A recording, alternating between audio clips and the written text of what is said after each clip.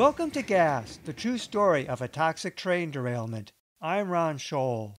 Last time on Gas, evacuations began as a massive chlorine cloud spread east into Alberton. We now continue with Part 1 and the conclusion of Chapter 6. Gassed.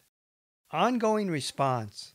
Around 4:30 a.m., 911 called the Missoula Rural Fire Department, who dispatched a regional hazmat team that recently formed. Missoula Hazmat's goal was to respond to calls within 60 to 90 minutes, their task being to reconnoiter, assess, and, if possible, control the spill site. At 5:17 a.m., Missoula Rural Fire requested a means alert, Missoula Emergency All Notification System, after 911 said the sheriff's office had not requested one.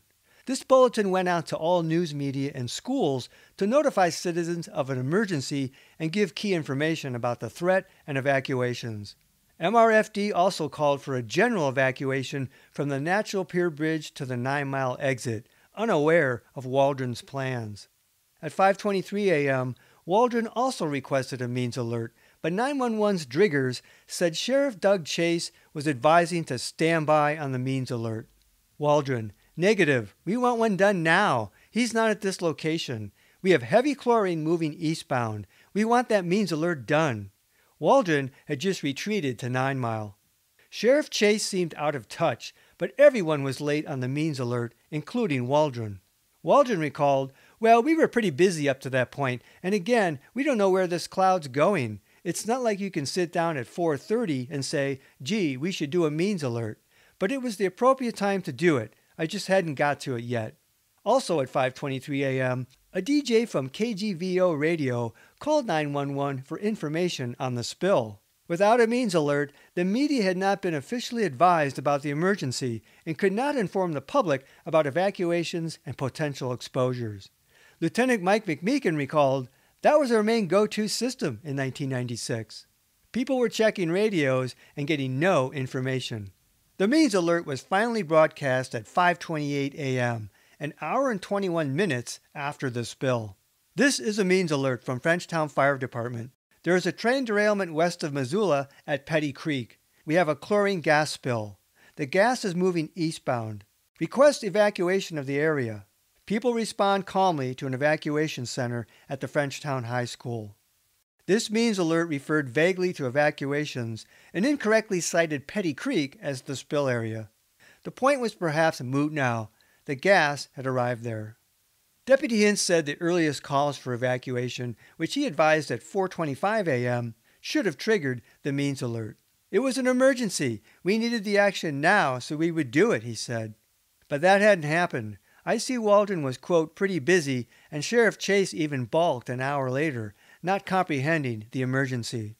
In the case of a toxic spill, McMeekin agreed the alert needed to be put out immediately, followed by regular updates. I.C. had the responsibility. Jess Mickelson said the means alert should have happened within minutes. The response was scrambling.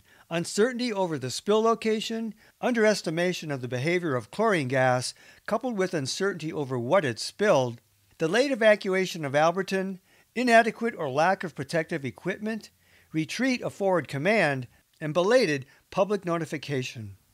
Communication problems persisted.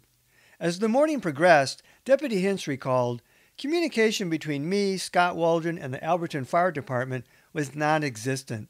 Because he didn't have the sheriff's frequencies, we didn't have the fire frequencies, and we had no way of communicating what we was doing," he said. Each agency had its own frequency, and they didn't use the few common ones because they weren't available on portable radios. Already pressed, 911 acted as a go-between to relay key information. Sergeant Ball added, "There were too many people on the same channel, on the air, and you really couldn't get a word in edgewise. And the people who had first-hand knowledge of what was going on had trouble getting to the IC team leaders that they needed to. But the communication problems were more than procedural and technical." Missoula Hazmat Ziegler said, "At first, everybody was doing their own thing. Frenchtown was freelancing, basically. We had no communications with anybody, and even the sheriff's department. At least, as an entry team, we had no idea who was doing what." Mickelson said that initially, communication between his hazmat team and Waldron was virtually non-existent. Somewhat by choice, he thought. His agency got information from the sheriff's office and 911, but Waldron worked independently. Part of the problem was Frenchtown Fire was stuck on their tactical frequency, Mickelson said. Not only were they stuck on it, you could go on their frequency and they're not interested in talking to you because they're busy doing what they thought was the highest priority. So intentionally or not, you produce a communications block simply by your practices. Mickelson added, they always had a defensive posture. Scott Waldron was scared to death that we would be the hazmat provider for the county. Well, we already were. We had an agreement with the state of Montana to do it. He never participated on a regional team, because of his internal belief that he could deal with whatever he had to deal. As for Waldron, he simply claimed, we had good communications. I think we did fine. About 5:10 a.m., MRL dispatcher Carter Meyer finally asked B.J. McComb for the approximate railroad milepost location of the derailment. McComb replied, 154.6 or .7, I think. Waldron, of course, had already talked to the engineers, but there was no indication that MRL or Waldron passed on this crucial information. Instead, 911 continued to incorrectly tell responders the spill was at Petty Creek, though it mattered less as the gas spread. But dispatchers' confusion still had repercussions for evacuees and the hazmat response. Residents calling 911 continued to be told inaccurate, confusing, and nonsensical information about the spill location, toxic cloud movement, and evacuations, resulting in inefficient, time-consuming exchanges well over an hour after the derailment. 911 continued to withhold crucial information from residents as well. Around 5:20 a.m., a caller reported to dispatcher Bloom, I went through that ammonia stuff or whatever it was. Is that stuff really dangerous? 911, you might want to call the hospital and speak to them about it. The caller was not told chlorine had spilled or the health threat. Ignorance was an enemy. Residents needed to know the facts of the danger, especially those living near the spill, and they in turn could help by spreading correct information to their neighbors. But no information number had yet been set up for callers, and the means alert had not yet been given to the media. Early callers relied on 911 for basic life-saving information. While the three dispatchers struggled to handle the communications load, the day shift, including a dedicated supervisor, was not scheduled to arrive until 7 a.m. Golden. The phones were ringing so furious, and our administration lines, we just flat couldn't get to them, so we just let them ring. Center Supervisor Suri Latham finally got a line through, and we said, Suri, we are so buried. We need the next shift to come in early. Latham and 4 extra workers arrived between about 5:30 a.m. to 6:15 a.m., each getting a quick debriefing. Yet dispatchers continued to tell callers the spill was in, quote, the Petty Creek area, and the new crew understood even less. One caller said he lived directly in Alberton and wanted to make sure how to evacuate his grandparents. To him, evacuating east made no sense if the spill was at Petty Creek.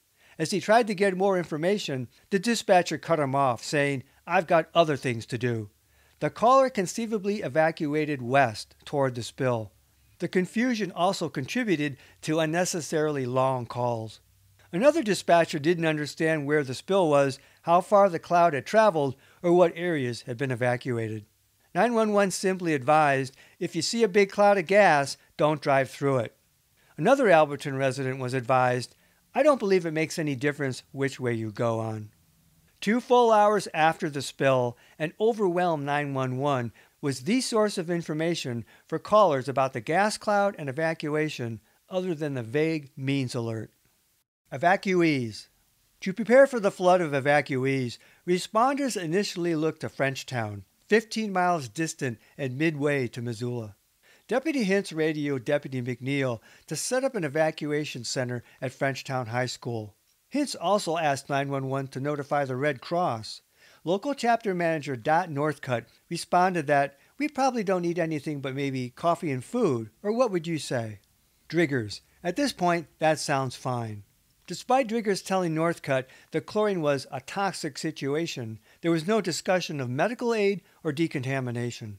Potentially hundreds of injured evacuees were on the way. The impromptu evac center and the Red Cross were ready by 5:30 a.m. with coffee and food in the gymnasium. People were coming in really sick, coughing. Some were throwing up from the chlorine, McNeil said. Outside, Sheriff Chase monitored radio traffic from his vehicle. Chase began requesting an EMT team for people having trouble breathing. Medical help for evacuees seemed unanticipated. McNeil: "It was extremely chaotic. I stayed actually through the morning trying to help out because there were so many people coming in and there were so few medical units per person." As the Alberton evacuees streamed in, he said, "It just seemed like everything reeked of chlorine." McNeil mostly documented, taking names and addresses of people and whether they left animals at home. But for people coughing and hacking, really sick from it, he said, he triaged and had the few medics examine the worst. "I don't ever remember anything like a doctor coming out," he said, "just maybe EMTs, ambulance crews." McNeil recalled no decontamination.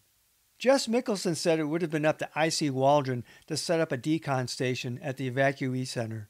Ironically, the high school had showers available, unused. Blown by the gas, hundreds fled to Frenchtown. Alberton firefighter Terry Fairbanks said the school was just packed there. There was great uncertainty about how many people evacuated. "This incident does not have a definite number of evacuees," IC later noted. No formal check-in was required by the Red Cross. Estimates ran of about 500 people at the school. Final accounts estimated about 1,000 people evacuated. Many evacuees complained of long waits for information, limited medical care, and lack of decontamination, and even questioned the safety of the evac location. Steve Shug thought the smell at Frenchtown still very strong. "I don't understand why they didn't just go ahead and move us to Missoula and get us away from that smell, because it made me sick," Shug recalled, not speculating whether the smell also came from contaminated people. Pat and Linda Walsh noticed a strong chlorine odor at the high school. "You could smell it," Colleen Howard said. "I think it was emanating off of everyone's clothes and vehicles." Ambient air or fellow evacuees, the conditions allowed continuing exposure.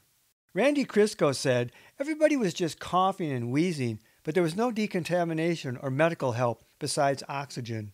As the hours went by, Beverly Ridenauer said, "No one told us, get out of our clothes, go shower. No one told us to do nothing." Larry Mickelson recalled a growing frustration among the hundreds of people at the school, some who later said they waited up to 5 hours, and yet nobody from Montana Rail Link came to Frenchtown and gave us an explanation or told us what the situation was. Jay Stiles: "Everybody was standing around wondering just what the hell we were supposed to do. There was nobody giving directions. The highest visible authorities were EMTs and volunteer firemen. After standing around for about an hour, feeling frustrated and nauseous, the Stiles went to a Missoula motel and crashed, exhausted. We all fell asleep for about 4 hours in the motel," Stiles said, "and woke up with just pounding, thumping headaches. Not advised to decontaminate, they hadn't showered or changed clothes. As a matter of fact," he said, "the wife went to bed with her contacts still in, and they more or less melted to her eyes. She can't even wear contacts anymore. Her eyes were so sore and so beet red, and the gases were in behind the contacts." Missoula hospitals had no gross decontamination units at the time. At 9:24 a.m., MRL finally provided a hotline for spill victims to call for information on motels, money, and extra clothing. MRL eventually booked 600 rooms for evacuees and various responders. Evacuees, especially at Frenchtown High School, had been in limbo beginning around 5 a.m.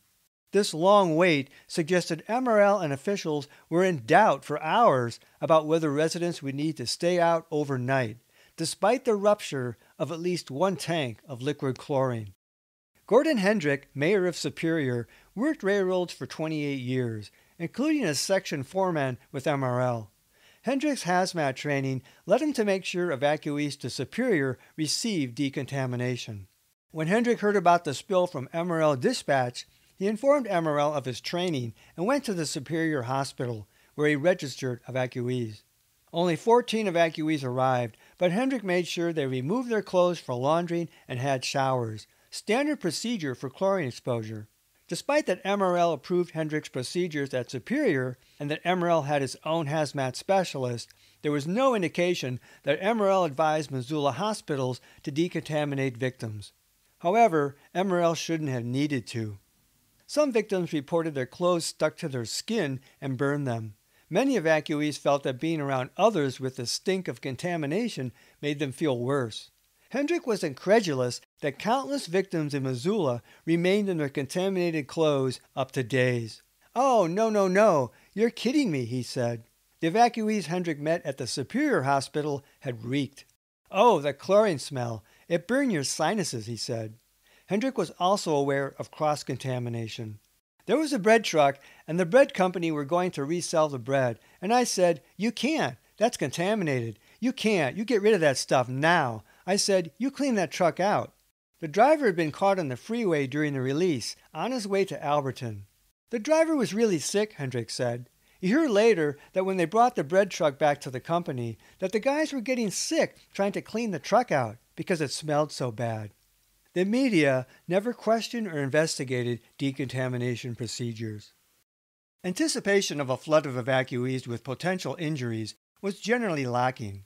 Missoula hospitals were about to be inundated with victims of toxic gas exposure. Reportedly, more than 30 patients were ambulanced to local hospitals, but many more would walk in. Initial concerns seemed downplayed, if uncertain.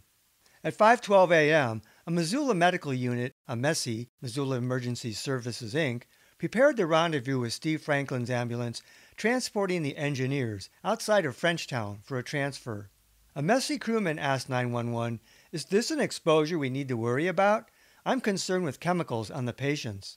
No response was logged. Franklin later said the engineers were just reeking. Their clothes were just saturated. A couple minutes after the MESI exchange, Dr. Warren Guffin, an emergency medicine doctor out of St. Patrick's Hospital, told the Missoula ambulance crew, "We've got the potential for a lot of patients coming and expecting treatment that's basically not treatable. Minimal respiratory irritation, no treatment except removal from the scene.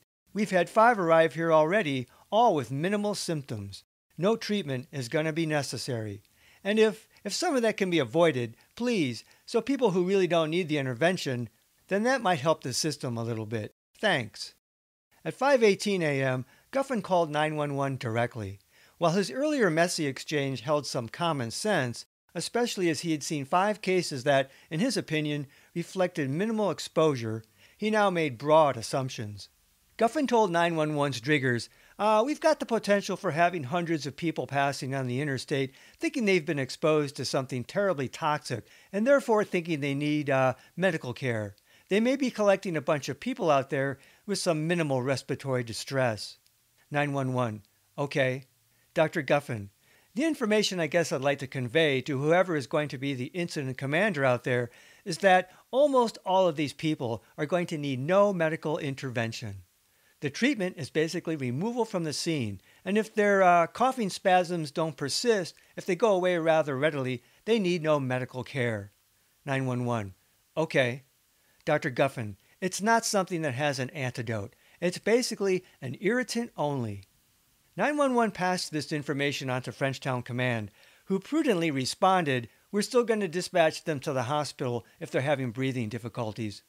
The medical advice Guffin gave authorities was sweeping in its assumptions about chlorine and people's exposures and reactions. Guffin also had no idea if more than chlorine had spilled. He also referred only to drivers on the highway, seemingly unaware that people were being gassed at their homes. Plateau Road Resident 1 claimed an ER doctor said that MRL had provided a written protocol for chlorine symptoms and treatment that implied the exposure was not serious. Regardless of Guffin's advice, the hospital was soon overwhelmed. Franklin, "It was just chaos in there, down at St. Pat's. I mean, there was people everywhere." Now 911 incorporated Guffin's limited information affecting how they advised callers. One caller at 6 a.m. told 911 that a resident was having problems breathing and having a hard time even getting dressed, he said. "I think they're in trouble. I think it's from that chlorine gas." Mrs. Perrine was reported as laying on the floor. But when another caller asked if it was safe for her to leave the area with her baby, 911 replied, "It's just an irritant, is what one of the doctors told me. It doesn't require any kind of anti-venom or anything like that." Caller, "Is it safe to drive out of here?" 911, "It's a chlorine gas is what it is. It's not lethal." Around 7 a.m., a caller from Sawmill Gulch told 911 her diabetic husband was holed up in an Alberton school, uncertain of what to do after showing up for work unaware of the spill. Caller, is there anybody in Alberton with oxygen masks?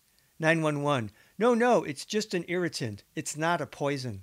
Caller, okay, he was getting woozy. The dispatcher offered to send an ambulance, but 911 assumed there was no need for respiratory protection. The result of Dr. Guffin's advice was for 911 to downplay the risks without knowing anything about people's potential exposures or understanding the full danger from chlorine gas. Golden said the DOT handbook and advice from Dr. Guffin were 911's only sources for medical information on chlorine. But MRL's Ray Hoff had earlier advised 911 that chlorine was a, quote, very poisonous gas. The DOT emergency guidebook warned, avoid inhalation of fumes, and toxic, may be fatal if inhaled or absorbed through skin, and contact with gas or liquefied gas may cause burns, severe injury. By the logs, 911 never advised anyone that chlorine was a toxic gas, potentially life-threatening. Investigation. Around 4:30 a.m., Missoula Rural Fire Department dispatched the regional hazmat team. Battalion Chief Jess Mickelson, supervisor of the team, reported at 5:30 a.m. being at the 9 Mile County Shopyard with Waldron, waiting on his hazmat crew. Mickelson was about to initiate chlorine monitoring, while the hazmat team would investigate the spill. Missoula Hazmat had 2 certified technicians, Tom Ziegler and John Fiddler, with 2 others in training. At the time, Missoula Rural Fire Department had the only hazmat response team in western Montana. Hazmat was a buzzword, Ziegler recalled. He helped form the regional team, all of 2 weeks old. We were trying to get a big team in case something happened, he said. Something did. Ziegler met Fiddler at Missoula Rural Station 2 near the Missoula Airport. John Fiddler and I took one of the chief's cars, and we were going to go in as a recon, in advance of the hazmat rig, later arriving at 9 Mile. Around 5:15 a.m., they stopped at Stone Container for a chlorine rail kit, which had tools to use on the tank dome to control valves. Missoula Hazmat had only 1 chlorine monitor, which were expensive to maintain, and currently on the incoming rig, so they grabbed another one from Stone Container. Fiddler recalled a faint odor of bleach near 9 Mile. You can smell it at a really low level, he said. It's not really hazardous at such levels. Still waiting on the hazmat rig, which didn't leave Missoula Station 2 until about 6 a.m., Mickelson was anxious to start monitoring for medical surveillance at least, he said, and then the team could go to the site. Around 5:30 a.m., Ziegler said, as we just passed the 9 Mile turnoff, our eyes started to itch a little bit. Cars continued to evacuate from the west, and they radioed to see if I-90 was closed. It was hard to get information at that time. We didn't know who was on scene, Ziegler said. The men headed west from 9 Mile to investigate the location of the spill, literally groping in the dark. No one knew where the accident occurred, Ziegler believed. All we know is that we have a train derailment, so we were just driving to see if we could find anything. Mickelson was getting no information from MRL and apparently not from Waldron either. Ziegler said they had no SCBA and Level A suits, which were on the hazmat rig. Mickelson recalled they had filter escape masks. The duo was on an exploratory investigation for the source of a toxic spill, not knowing how much chlorine had spilled or what else might have, driving into the night largely using their senses to guide them. Ziegler, we got about halfway to Alberton and had to turn around. The gas became too stout, about 2 miles west of 9 Mile. Fiddler, when you get to a quantity where you start coughing and hacking, you're still probably okay, as long as you take that as a sign that you should leave. Though their eyes were irritated, Ziegler didn't recall getting any readings. The monitor was set to alarm at 10 parts per million, the IDLH. Mickelson, in radio contact, recalled that they did get some readings. Regardless, their bodies told them they were exposed. We had nothing, Ziegler said, for protection, denying they even had filter masks. A naked recon. We turned around and we came back to 9 Mile. The preliminary reconnaissance confirmed the obvious. Chlorine was in the air. Monitoring began at Forward Command near the 9 Mile exit about 5:30 a.m., and Mickelson recalled readings no higher than 2 parts per million, but that would have caused significant irritation. No chlorine readings were documented at this time. No part of the gas cloud was measured during at least the first 86 minutes after the spill. Conditions were changing. A light rain had begun falling with no report of wind. However, the Weather Bureau reported 20-mile-per-hour winds at 6,000 feet, 3,000 feet higher, with an eastward drift in the valley bottom, the likely cause of the gas generally shifting east. Evacuation. Around 5:34 a.m., Deputy Walrod, stationed at the 9-mile exit roadblock, radioed to Hints and 911, "I'm getting relieved here, and I'm going to move to Huson and set up there. It's just too strong here." Walrod noted the wind had picked up a bit, bringing the gas with it. 20 minutes after Forward Command relocated to 9 Mile, gas had reached 9 Mile exit, about 9 road miles from the spill. At 5:45 a.m., MRL's Dave Swanson called MRL dispatch. "I've backed off to Huson now," he said. "The firemen and everybody abandoned the hill at 9 Mile, so I backed up." Swanson implied that everybody had abandoned the area because of the gas. This alarming call was the only mention of a broad retreat. The Missoula hazmat log documented little at the time. Walrod retreated before being relieved, reporting there was no deputy at the roadblock at about 5:50 a.m. Missoula Hazmat didn't recall any temporary retreat from 9 Mile, but Mickelson and Hazmat were at the command post, not the roadblock. The command post was just to the south of the freeway on the 9 Mile hill, about the same elevation as the roadblock. However, the command post crew had access to the DOT office for operations, while the roadblock crew stayed in leaky vehicles. Considering poor communications, it wasn't surprising if the command post didn't know the status of the roadblock on the other side of I-90. During her escape with her Colt, Ponderosa resident 1 had noted, "When I got to the 9 Mile bridge, the cloud was already there. You could see it, you could smell it." There was no concern for areas east of 9 Mile, but officials had again underestimated the movement of the cloud. All evacuations had begun in areas after the gas had arrived. Gas drifted further east.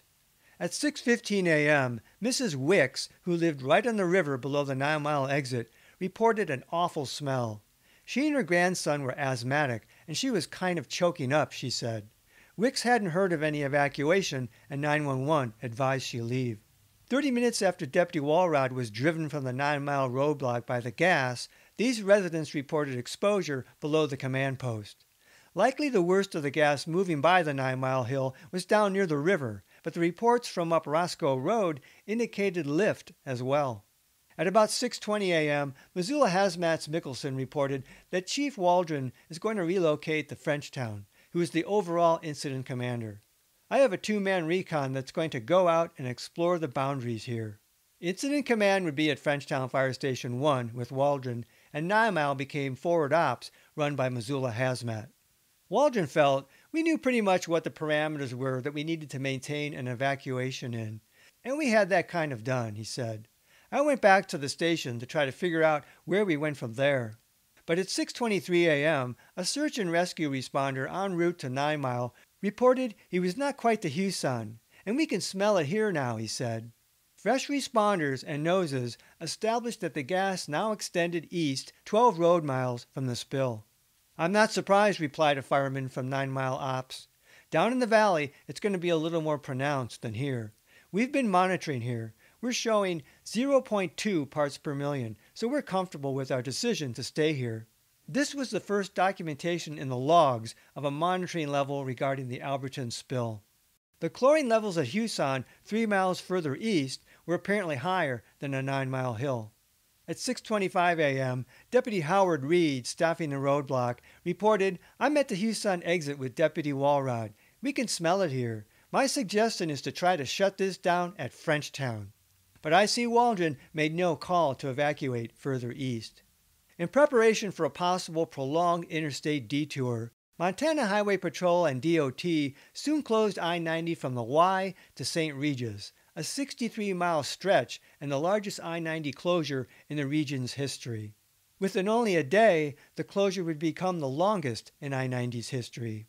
The Y was the intersection between I-90 and the road north. The Y and St. Regis were the intersection points for the detour north. At 6:33 a.m., Department of Emergency Services, DES, finally gave 911 a public call number, and Incident Command advised 911 to refer all calls about evacuation to the Emergency Operations Center. Along with help from extra dispatchers, 911 ebbed away from chaos.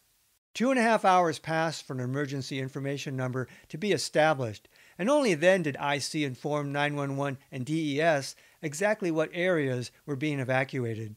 Up to now, evacuation and spill information had often been inaccurate and a guessing game, largely because Waldron was not updating 911 and DES. Jess Mickelson said such a call line normally would have been set up within 10 minutes.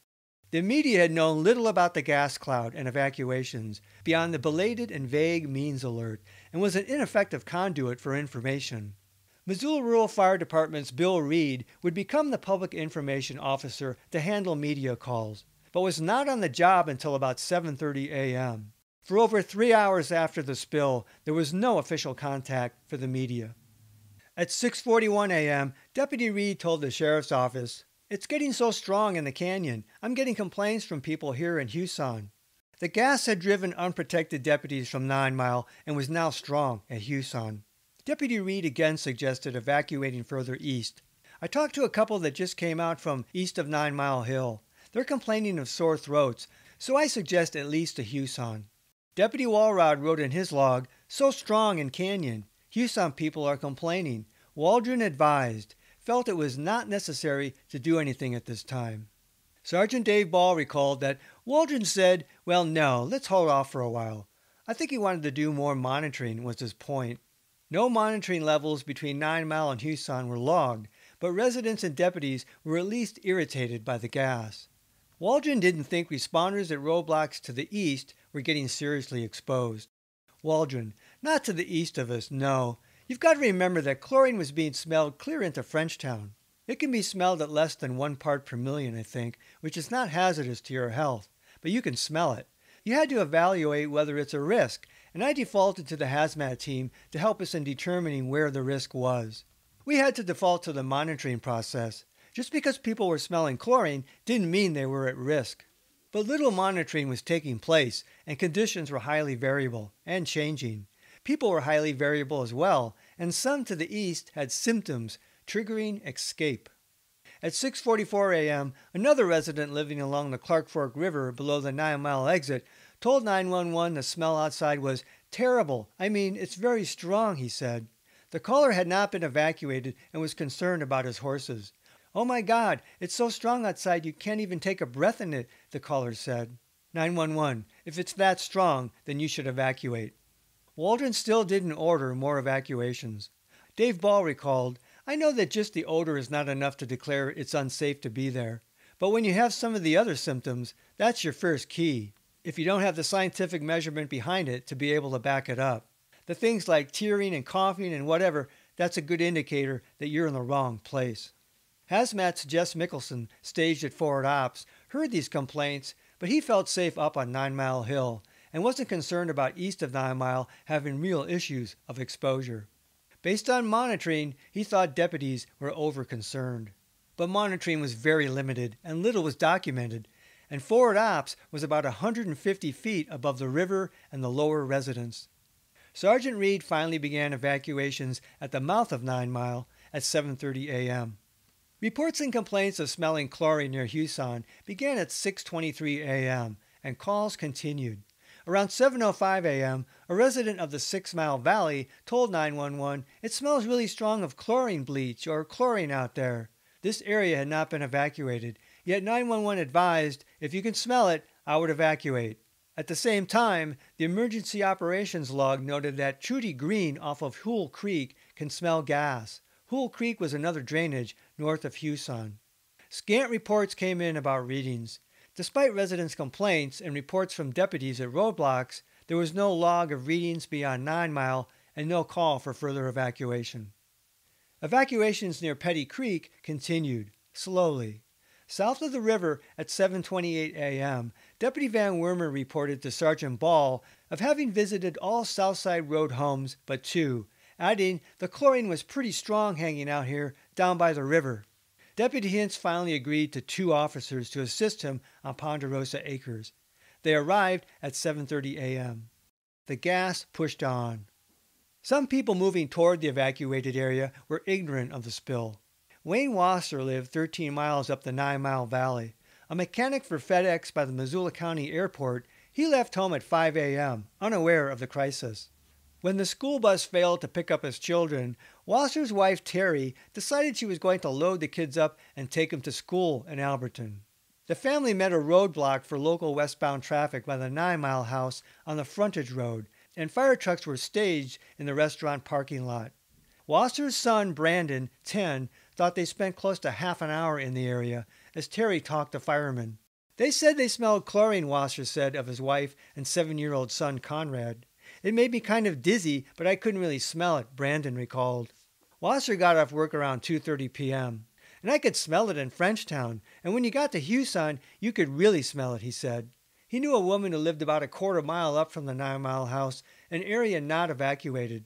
Her place just got wiped out from it, he said. It even killed the fish in her fish tank. That's right where Conrad got it, was right by her place. Nothing north of the mouth of the 9-Mile was evacuated, but gas was reported up the drainage, well beyond the 9-Mile house.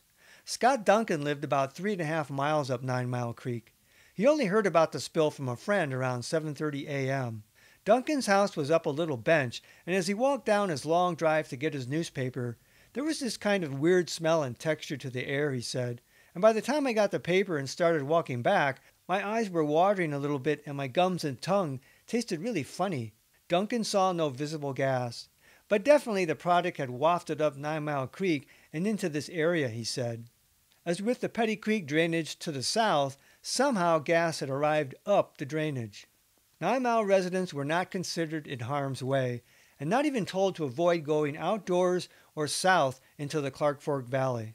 Further west up the 9-Mile, Roger and Ada Chalmers were wide awake the night of the spill, fighting the threat of flooding. The Chalmers lived about 7 miles up the 9-Mile drainage, which ran northwest. Some 6 air miles and at least 2,500 vertical feet of mountains lay between the spill and their house to the northeast. Many people would doubt any of the gas cloud made it their way. Roger Chalmers and a house guest had stayed up into the early morning digging trenches around the house to divert flooding. Sometime around 4 a.m., Ada and Roger heard loud sounds to the south and later believed they had heard the derailment. Sometime later, Roger said a helicopter flew right overhead from the west. So low, it about knocked us over, he said. They wondered what the crazy pilot was doing there. When they were back out digging again, Chalmers said, I said to Darren, do you smell something? Chalmers said he never smelled chlorine that night, only something like mahogany. The men continued trying to channel the water, and shortly afterward, as they walked the area to survey the flood threat, Chalmers said he turned around to go back in the house and woke up on the ground. I about half stood up, took a step, and woke up back on the ground again, he said. Once inside, feeling dizzy and his heart racing, Chalmers wondered if it was from high blood pressure. Chalmers said Darren blacked out as well. Our lips were tingling. We had a metal taste in our mouth, Chalmers said. Around 6 a.m., the men came inside. After a couple hours' sleep, Ada and Roger felt like they had caught the flu. My eyes were burning, my face, my throat, Ada said. Roger, we didn't know we'd been in any kind of chemical incident. That morning, Ada said she saw hundreds of birds, hundreds, coming through these trees. They get about that far off the ground and then roll down on the ground and get about that far back up and go down again. They were tumbling. Those trees were absolutely jam-packed. From chickadees to crows, they flew from the south, headed northwest. Deer in the yard seemed upset, their noses and eyes streaming mucus. Roger, we didn't find out till 9 in the morning that something had happened, after expected contractors didn't show up. Chalmers called 911, who told him he was in a safe zone. At 9 a.m., they saw the CNN footage about the spill. The Chalmers began to rethink the events of the previous night, and Roger thought the helicopter was from CNN. He called the airport, which confirmed a CNN helicopter, he said. As the morning wore on, Ada felt weak, sicker by the minute. Roger began making calls. I called Washington, D.C., the EPA, and they put me through a 45-minute survey, and they interrupted and said, we're dispatching 2 people. They said, we think you should be advised you're in a toxic zone based on the answers that we've gotten from you. But they didn't have the authority to evacuate me. Around 12:30 p.m., Roger called a talk radio show that was interviewing an MRL representative, and soon the Chalmers and their guests were officially evacuated and headed for a Missoula motel. Scott Waldron later said, "There were people clear up 9 Mile that claimed they couldn't breathe, but when we went up there and monitored, the readings were within tolerable limits," claiming the hazmat team had monitored there.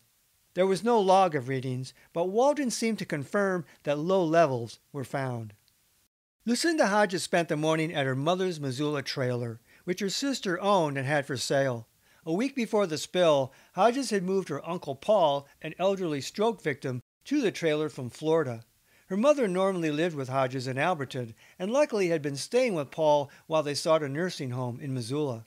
The trailer had few furnishings besides Paul's rented bed.